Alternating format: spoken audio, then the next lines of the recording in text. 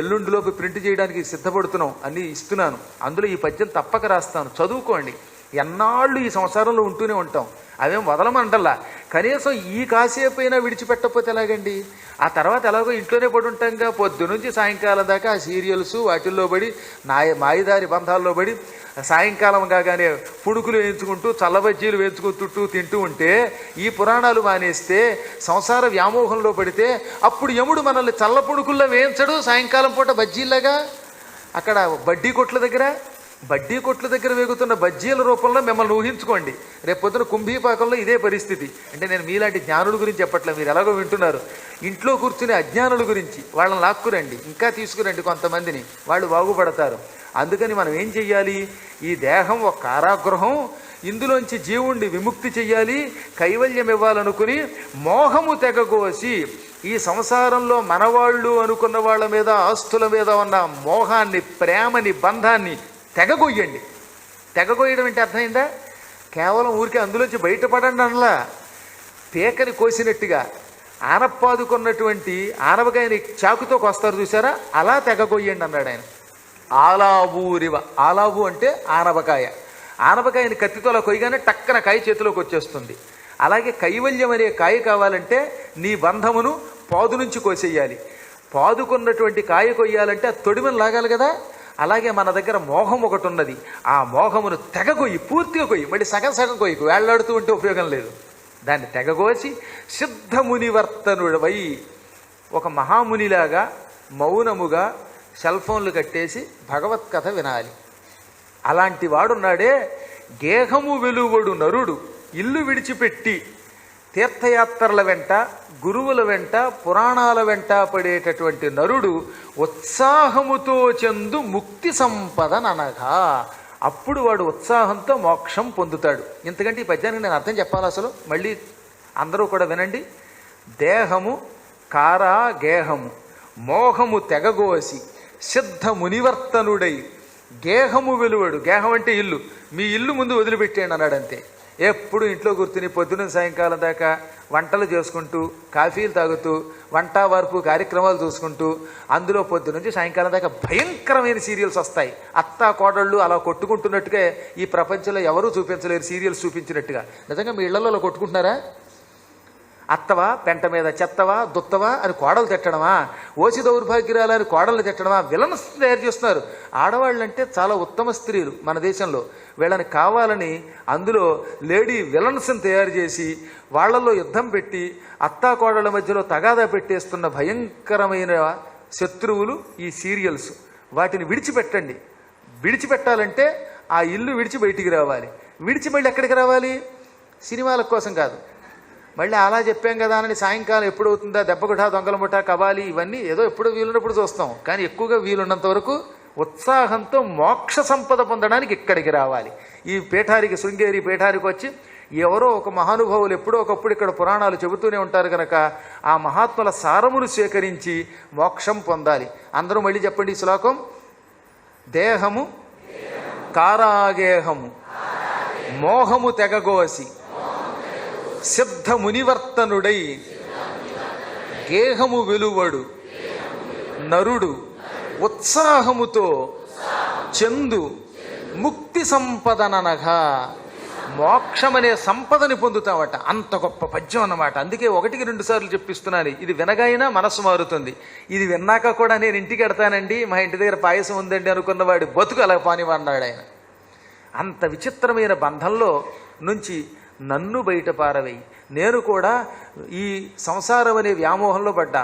నాకు సంసారం ఏమిటి? బ్రహ్మ పదవి, నా భార్య సరస్వతి, మేమిద్దరం కూర్చుని అప్పుడప్పుడు సృష్టికర్తలం అని విర్రవీగి పరమాత్మవైన నిన్ను పరీక్షిస్తున్నాం. నీ గురించి గ్రహించలేకపోతున్నాం. మమ్మల్ని కూడా ఈ వ్యామోహం నుంచి విముక్తుల్ని చేసి శాశ్వత కైవల్యం ఇయ్యి. నాకు బ్రహ్మపదవి వద్దు, నీ సన్నిధానం చాలు, నీ భక్తుల పాదాల కింద ఉన్న దుమ్ము చాలన్నాడు ఆయన. జిష్ణు నిశాట విపాటన వృష్ణి కులాంభోజ సూర్య విప్రామర గో వైష్ణవ సాగర హ్యమకర కృష్ణ కృష్ణ పాషండ ధర్మ గృహ దావాగ్ని. ప్రభు, జయము తప్ప అపజయం నీకున్నదా? అందుకే నిన్ను జిష్ణు అన్నారు. నిశాట విపాటన, రాక్షసుల్ని నాశనం చేస్తావు. మాలో రాక్షసులు ఉన్నారు, అవే ఈ సంసారంలో ఉన్న వ్యామోహాలు. ఈ రాక్షసుల్ని తొలగించు. వృష్ణికులాంభోజ సూర్య, ఈ యాదవ వంశం ఓ పెద్ద తామర పువ్వు. ఆ తామర పువ్వుని వికసింపచేసే సూర్యుడివి నువ్వు. సూర్యుడు రాగానే తామర పువ్వులు వికసిస్తాయి. అలాగే యాదవ కులం అనే తామర పువ్వుని వికసింపచేస్తావు. ఇందులో ఇంకో అంతరార్థం తెలుసా? వృష్ణికులాంభోజము అంటే యోగాభ్యాసము చేసే తామర పువ్వులు. మనలో 6 చక్రాలు ఉన్నాయన్నారు కదా, అది కాకుండా సహస్రార కమలం అని ఉన్నది. ఈ సహస్రార కమలం ఒక్క శ్రీకృష్ణ అనుగ్రహం వల్ల, అదే అమ్మవారి అనుగ్రహం వల్ల మనకి వికసిస్తుంది. వృష్ణికుల అంభోజము అంటే సహస్రార కమలము. మమ్మల్ని యోగుల్ని చేసి మా సహస్రార కమలాన్ని తామర పువ్వు ఎలా అయితే వికసించడానికి సూర్యుడు కావాలో, సూర్యుడు వస్తేనే తామర పువ్వు వికసిస్తుంది. నువ్వు సూర్యుడివి, జ్ఞానభాస్కరుడివి. నీ జ్ఞానముతో మా సహస్రార కమలం వికసించాలి. తద్వారా మాకు ఈ సృష్టిలో ఎవరి మీద రాగము ద్వేషము ఉండకూడదు. అందరినీ నీ స్వరూపముగా చూచి ప్రేమించే తత్వం ప్రసాదించు. అటువంటి తత్వస్వరూపుడమైన నీకు నమస్కారం అన్నమాట అంతరార్థం. విప్ర, విప్రుల్ని, అమర దేవతల్ని, గో ఆవుల్ని, వైష్ణవ విష్ణు భక్తులని నువ్వేం చేస్తావు? వాళ్ళందరినీ ఒక సముద్రం కింద భావిస్తావు. సముద్రం ఎప్పుడు పొంగుతుంది చెప్పండి? సముద్రం పొంగాలంటే చంద్రుడు రావాలి. చంద్రుడు వచ్చాడంటే సముద్రం ఉప్పొంగుతుంది. ఈ విప్రులు, గోవులు, దేవతలు, విష్ణు భక్తులు అనేటటువంటి సముద్రమునకు నువ్వు చంద్రుడి వంటి వాడివి. అనగా నువ్వు వీళ్ళందరినీ కూడా వృద్ధి చేస్తావు. కృష్ణ ఆకర్షణ స్వరూప, పాషండ ధర్మ గృహదావాగ్ని, నాస్తిక మతం అని పిలువబడేటటువంటి కొంపకి నువ్వు అగ్నివి, కార్చిచ్చువి. కార్చిచ్చు ఇళ్లని చొరచొర కాల్చిపారేస్తుంది. నాస్తికము అనేటటువంటి ఒకానొక దరిద్రపు మతం ఉన్నది.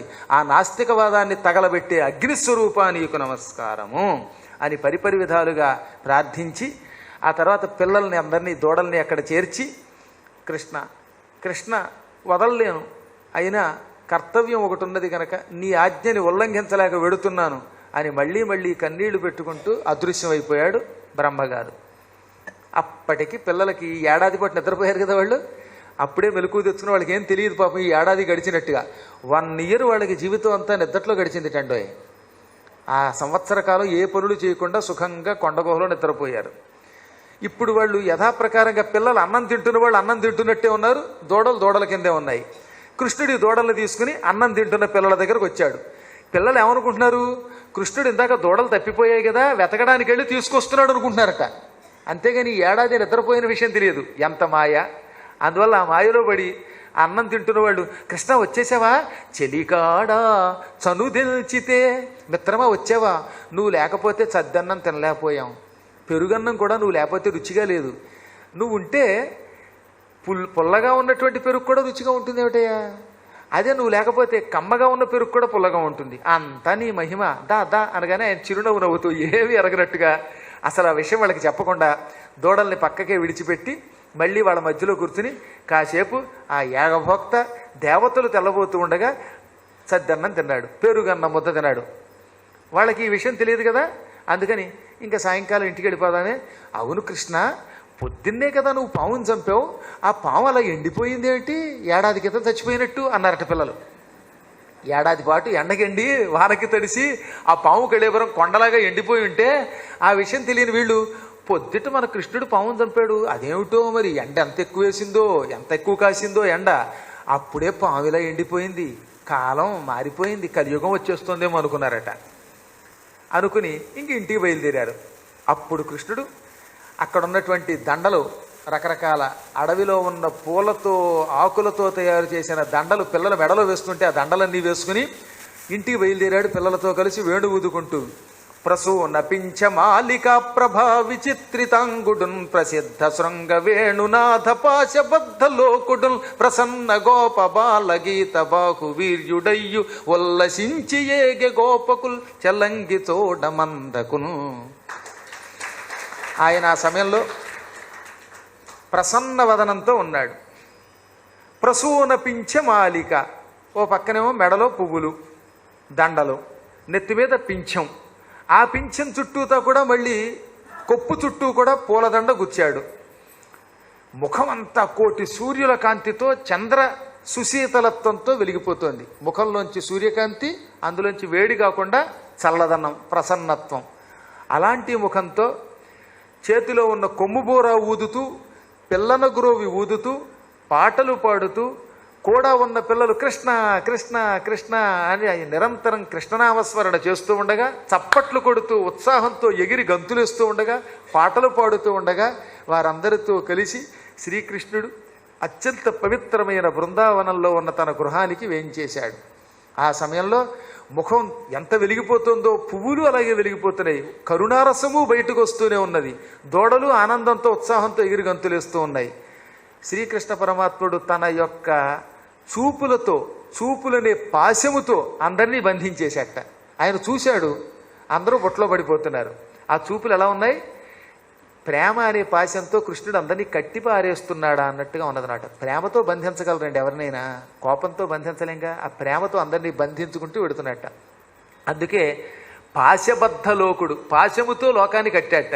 ఏం పాశం? అనురాగ పాశం, వాత్సల్య పాశం, కరుణాపాశం, వేణునాదం అనే పాశం. ఆ వేణునాదం ఇంక చెప్పేక్కర్లేదు, విన్నవాడల్లా బొట్లో పడవలసిందే. పశువులు పక్షులు కూడా పరవశించిపోతాయి. అలాంటి నాదము చేసుకుంటూ ఇంటికి వెళ్ళగానే పిల్లలు పరుగు పరుగున తమ తల్లిదండ్రుల దగ్గరికి వెళ్ళి, అమ్మ, నాన్న, అన్నయ్యోయ్, తమ్ముడోయ్ అని అందరినీ పిలిచి, ఈ రోజు ఏం జరిగిందో తెలుసా? మేము భయంకరమైన గండంలోంచి బయటపడ్డాం. ఓ పెద్ద కొండ చెలవ మమ్మల్ని మింగింది. ఆ కొండ చెలవ కడుపులో మేము చచ్చిపోయాం. అప్పుడు మన నందబాలుడు కృష్ణుడు ఆ పావుని చంపాడు, మమ్మల్ని బయటికి లాగాడు, చూపులతో మాకు ప్రాణం ఇచ్చి రక్షించాడు. కృష్ణుడు లేకపోతే మేము చచ్చిపోయిన వాళ్ళమే, ఇవాళే రక్షించాడు అని చెప్పారు. అప్పుడు వాళ్ళంతా విని ఆశ్చర్యపోయారు. అర్థమైందా పరీక్ష నరేంద్ర? 5వ ఏట కృష్ణుడు పావుని చంపడం వల్ల, ఆ ఏడాది పాటు వాళ్ళు బ్రహ్మమాయ వల్ల కొండగుహలో నిద్రపోవడం వల్ల ఆ ఏడాది ఏం జరిగిందో వాళ్ళకి తెలియదు. అందుకే కృష్ణుడు పావుని చంపింది 5వ సంవత్సరంలో అయితే 6వ ఏట ఇంటికెళ్ళి, ఏడాది తర్వాత ఇంటికెళ్ళి అప్పుడే బ్రహ్మగారి మాయ వాళ్ళని విడిచిపెట్టింది గనక ఈరోజు కృష్ణుడు పావుని చంపి మమ్మల్ని రక్షించాడు అని చెప్పారు. సంవత్సర కాలం తర్వాత ఎందుకు చెప్పారు నువ్వు అడిగావు. ఆ వెనక ఉన్న బ్రహ్మగారి కథంతా నీకు చెప్పాను, ఇప్పుడు అర్థమైంది అనగానే అప్పుడు వాడు చాలా ఆనందపడిపోయి, ఆ పరీక్ష నరేంద్రుడు, ఏమి కథలయ్యా, ఒకదాని తర్వాత ఒకటి, ఒకదాని తర్వాత ఒకటి అనేకమైనటువంటి మహిమలతో కూడిన ఈ కథలు నువ్వు చెబుతూ ఉంటే విని పరవశించిపోతున్నాం అని. ఆ తర్వాత అన్న, ఒక రోజున శ్రీకృష్ణ పరమాత్ముడు బలరాముడితో కలిసి అడవిలో తిరిగాడన్నావు, ఆ తిరుగుతున్నప్పుడు అన్నగారికి సేవ చేశాడన్నావు, ఆ కథ నాకు చెప్పు, అది వినాలనుందన్నాడండి పరీక్షిత్. అన్నగారు గొప్పవాడే కాదననం, తమ్ముడు అయితే అన్నగారికి ఎప్పుడూ సేవ చేయవలసిందే. కానీ కృష్ణుడు అలా కాదు కదా, సమస్త లోకాలని పరిపాలించే పరమాత్మ. ఆయనలో ఒక చిన్న అంశ బలరాముడు అంటే. అటువంటిది బలరాముడికి కృష్ణుడు పాదసేవ ఎందుకు చేశాడు, ఈ కథ చెప్పమని పరీక్షిత్తు శుకుణ్ణి అడిగితే ఆయన చెప్పాడు. అయితే చెబుతున్నా విను. ఈ భూమి మీద పుట్టాక పరమాత్మ కూడా ధర్మబద్ధంగా నడుచుకుంటాడు. అప్పుడప్పుడు విశ్వరూపం చూపించినప్పుడు తప్ప తక్కిన వేళల్లో మానవుల యొక్క ధర్మమును పాటిస్తాట. తల్లి తండ్రి వాళ్ళు తాను పరమాత్మ అయినా, అమ్మా నాన్న నాకు దండం పెట్టండి అంటే రేపు పొద్దున అందరూ ఆయన అనుకరిస్తారు. పెద్దలు ఏది చేస్తే పిల్లలు దాన్ని అనుకరిస్తారు. ఆయన సమస్త లోకాలకి మూలకారకుడైన పెద్దవాడు అనగా పరమాత్మ. ఇప్పుడు ఆయన కనుక తల్లిదండ్రులకు దండం పెట్టకపోతే, కృష్ణుడు పెట్టాడా, నేను ఎందుకు పెట్టాలంటారు. అందుకని ఆ మహాత్ముడు తల్లిదండ్రుల్ని చాలా జాగ్రత్తగా చూసి ఇలా చూడండి అని లోకానికి సందేశం ఇచ్చాడు. తనకంటే ఏడాది ముందు పుట్టిన అన్నగారి పాదాల సేవ చేసి అన్నలని తమ్ముళ్ళు ఇలా సేవించండి అని చెప్పాడు. జ్యేష్ఠ భ్రాత పితృసమహ, ఇంటికి పెద్దవాడైన అన్నగారు తండ్రితో సమానుడు, సేవించండి అని చెప్పాడు. ఆయన మామూలు సేవ కాదు, చాలా బాగా సేవ చేశాడు. కాంతార వికరణంబుల శ్రాంతుండై గోపకాంకశయుడగు నన్నల్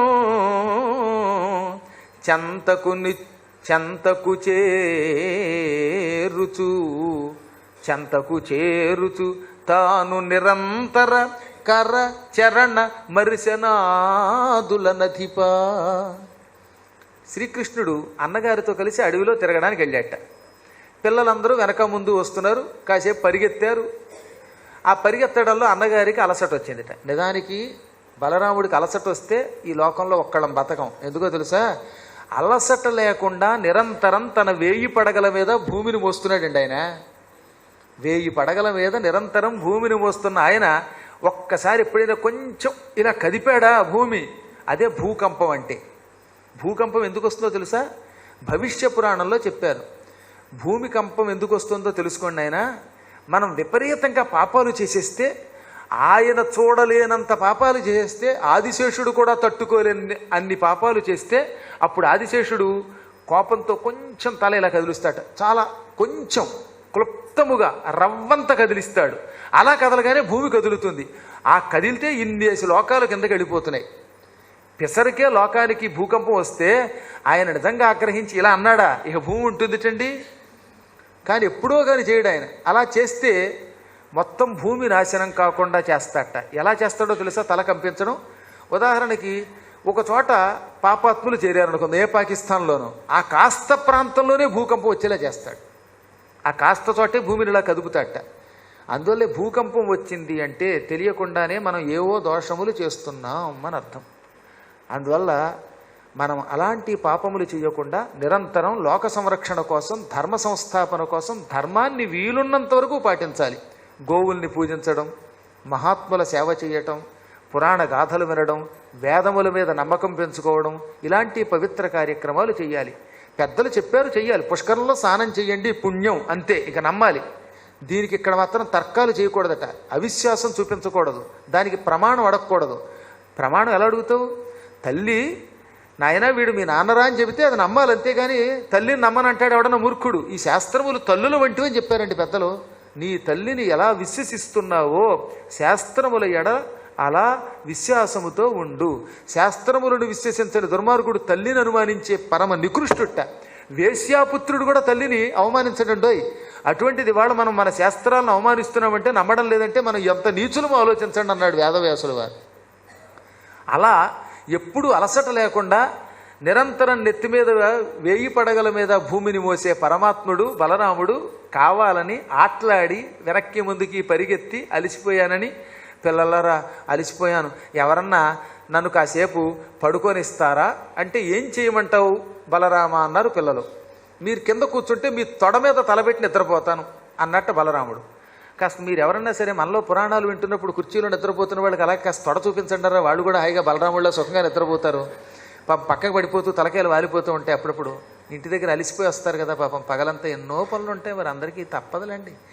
అందువల్ల ఇప్పుడు బలరాముడు అంతటి వాడే పడుకున్నాడు కదా, మరి మనం మాత్రం పడుకోకూడదా? అందుకని పురాణంలో అప్పుడప్పుడు పడుకుంటున్నారు, అంతేనా? మీరు పడుకున్నారని కాదు, నాకు ఎందుకు అలా కనబడుతుంది అప్పుడప్పుడు మాయ, అది కూడా మాయ, కృష్ణమాయ. పాపం వాళ్ళు ఏమో యోగాభ్యాసం తపస్సు చేస్తున్నారు, నాకంటే కర్మగాలు అలా కనబడుతుంది, ఏమో నా అజ్ఞానం ఏమో తెలియదు. సరే మొత్తం మీద ఏమైనా పడుకుంటాను అనగానే వెంటనే ఎవరికి వాళ్ళు అయితే బలరామ నా తొడ మీద నా తొడ మీద నా తొడ మీదే తల పెట్టుకో అని అందరూ వచ్చి తొడ చూపించారు. అప్పుడు ఆయన బలరాముడు ఎవరో ఒకళ్ళ తొడ మీద తలపెట్టుకు పడుకున్నాడు. అప్పుడు వెంటనే కృష్ణుడు అక్కడికి చేరి అన్నయ్య అన్నయ్య అలిసిపోయావా అని వచ్చిట అంతటి పరమాత్మ లక్ష్మీదేవిని కూడా అభయమిచ్చి దీవించే తన హస్తంతో, లోకాలని ఆశీర్వదించే పవిత్ర హస్తంతో అన్నగారి కాళ్ళు నొక్కెట్టండోయ్. కాంతార విహరణముల శ్రాంతుండై గోపక అంక శయుడగు అన్నన్ చెంతకు చేరి నిరంతర కర చరణ మరిశనాదుల నదిప. నిరంతరం ఆయన కాళ్ళు చేతులు తన చేతులతో అలా నొక్కుతూ, చక్కగా నొక్కుతూ, కొంతమంది కాళ్ళు నొక్కుతారండి, భలే నిద్ర వచ్చేస్తుంది బాబోయ్. నాకు ఒక శిష్యుడు ఉన్నాడు, అలాగ అప్పుడప్పుడు నొక్కుతాడు, ఆహాహా అనిపిస్తున్నారు వాటి. అప్పుడు అర్థమైంది శ్రీకృష్ణుడు ఇలాగే అన్నగారికి నిద్ర వచ్చేలా చేశాడు. కృష్ణుడు నొక్కుతూ ఉంటే అలసటంతా పోయి బలరాముడికి నిజంగా నిద్ర ఉండదు కదా, యోగి కదా, ఆయన కూడా నిద్రపోవడం మొదలెట్టాట, యోగ నిద్రలో గడిపోయాట. అలా అన్నగారికి సేవ చేశాట. అప్పుడప్పుడు అన్నగారిని తీసుకెళ్ళి అన్న గొప్పతనం అందరికీ చెప్పాలని, అన్నని తమ్ముళ్ళు ఇలా పూజించాలి అని చెప్పడం కోసం ఆయన ఏమనివట్ట, అడవిలో ఒక చోటకి తీసుకెళ్ళాడు. ఆ అడవిలో చెట్లకి అన్నీ పళ్ళే, మామిడి చెట్లు, నేరేడు చెట్లు, అన్ని చెట్లు బాగా పళ్ళతో ఉన్నాయి. ఆ పళ్ళు ఎక్కువైపోయిన కొమ్మలు కిందకు వంగిపోయాయి. ఎప్పుడైనా చెట్టుకి ఎక్కువ కాయలు వస్తే ఆ కాయల వల్ల బరువు వల్ల కొమ్మలు కొంచెం వంగుతాయి కిందకి. అలా ఫలభారముతో ఉన్న కొమ్మలు వంగుతున్న చోటకి కృష్ణుడు అన్నగారిని తక్కిన స్నేహితులు తీసుకెళ్ళాడు. స్నేహితులు వింటూ ఉండగా అన్నతో అన్నట్ట, అన్నయ్య ఈ చెట్లు ఎంత గొప్పో చూసావా, అపకారంబులు చేయవెవ్వరికి, ఇవి ఎవరికైనా అపకారం చేస్తాయా? వాటిని కొట్టి నరికేసే దుర్మార్గులకు కూడా అపకారం చేయవవి. ఏకాంతంబులందుండు, ఏకాంతంగా అడవుల్లో మునుల్లా తపస్సు చేస్తాయి. ఆతప వర్షానిల శీతవారణములై త్వగ్గంధ నిర్యాస భస్మ పలాశాగ్రమరందమూల కుసుమఛాయ ఫలశ్రేణిచే ఉపకారంబులు చేయు అర్ధులకు ఈ ఉర్వీజముల్ కంటివే. ఇవేం చేస్తాయి? మంచి వేసవకాలంలో ఎండ తగలకుండా మనల్ని కాపాడతాయి, నీడనిస్తాయి. వర్షాకాలంలో వర్షం పడకుండా కాపాడతాయి. వర్షజలం భూగర్భంలోకి ఇంకేలా చేస్తాయి. అసలు వర్షం రావడానికి ఈ చెట్లే మూల కారణం. చెట్లు బాగా అడవులుంటే మేఘములు సమయానికి వస్తాయి, వర్షం కురిపిస్తాయి. అక్కడతో ఆగకుండా మన ఇంటికి చచ్చిపోయి కూడా కలపగా ఉపయోగపడుతున్నాయి, తలుపులుగా, ద్వారబంధములుగా, గడపలుగా ఉపయోగపడుతున్నాయి. మనం తినడానికి వంట చెరకుగా ఉపయోగపడి వంట చెయ్యనిస్తున్నాయి, మన కడుపులోకి ఆహారాన్ని ఇస్తున్నాయి. బతికున్న రూపంలో బతికున్న కాలంలో ఈ చెట్ల నుంచి పళ్ళు ఇస్తున్నాయి, అవి మనకి ఆకులు ఇస్తున్నాయి, వేళ్ళు ఇస్తున్నాయి ఔషధాలుగా. పైనున్న పట్టాలు అవి కూడా ఉపయోగపడేలా చేస్తున్నాయి. కాలి బూడిదవి కూడా మనకి విభూతిగా ఉపయోగపడుతున్నాయి. తేనెనిస్తున్నాయి, పువ్వులు ఇస్తున్నాయి. ఇలా ఎన్నో రకాలుగా ఉపయోగపడుతున్నాయి. ఆ తర్వాత శరీరం పూర్తిగా నాశనం అయిపోయాక అడుగును కుళ్ళిపోయి ఎరువుగా ఉపయోగపడుతున్నాయి. ఏమి చెట్లండి ఇవి! అబ్బో, ఉపకారంబులు చేయునర్థులకు, కోరుకున్న వాళ్ళకి కోరుకున్నన్ని ఉపకారాలు చేస్తాయి ఈ చెట్లు. ఎంత గొప్పవి! పరికిమాలిన చెట్టు లేదు. చెట్టుల్లో పరికిమాలిన చెట్టు కూడా ఔషధాలకు ఉపయోగపడుతుంది, వర్షానికి ఉపయోగపడుతుంది, ప్రకృతిని రక్షించడం, మనల్ని రక్షించుకోవడం అవుతుంది. మరి ఈ చెట్లు చూడు, శాఖా పుష్ప ఫల ప్రభారణతలై చర్చించి ఓ దేవా మా శాఖిత్వం హరింపుమంతు సుఖభాషం